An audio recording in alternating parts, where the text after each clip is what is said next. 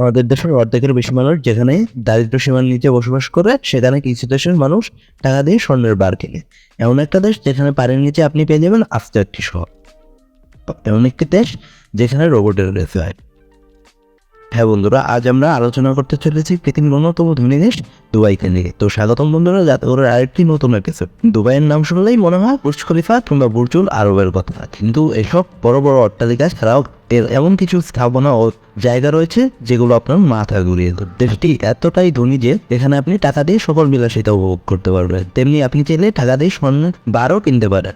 আর এর জন্য রয়েছে আলাদা আলাদা বুথের ব্যবস্থা।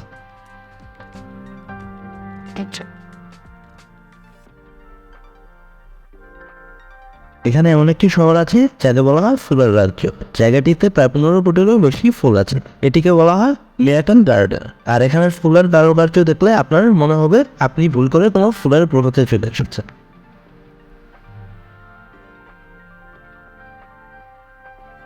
দুবাই এমন একটি শহর আছে যেটির সাথে আপনি আধুনিক কোনো শহরের মিল পাবেন না। শহরটির নাম আল ফাহিদি। শহরটি নির্মাণ করা হয় 1890 সালে, পরে কালের বিবর্তনে শহরটি হারিয়ে যায়।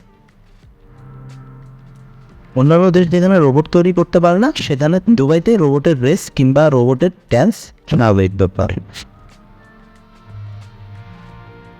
এরা প্রতি বছর রোবটের রেসও করিয়ে থাকে।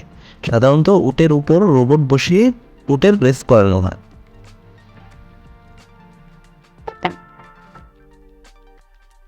দুবাই আছে পাম আইসল্যান্ড ক্রীড়া। নামটি দেওয়ার কারণ মূলত আইসল্যান্ডটাতে পাম গাছের মতো আকৃতি দেওয়া। এর ভিউয়ের জন্য প্রতি বছর লাখ লাখ দর্শক তাদের ভিড় জমে।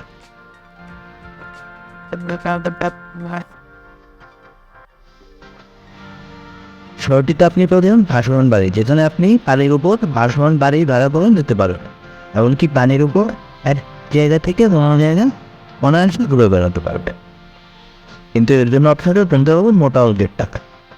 ভিডিওটি ভালো লাগলে লাইক ও শেয়ার করতে পারেন। আর কী বিষয়ে ভিডিও পেতে চান তা কমেন্ট করে জানান।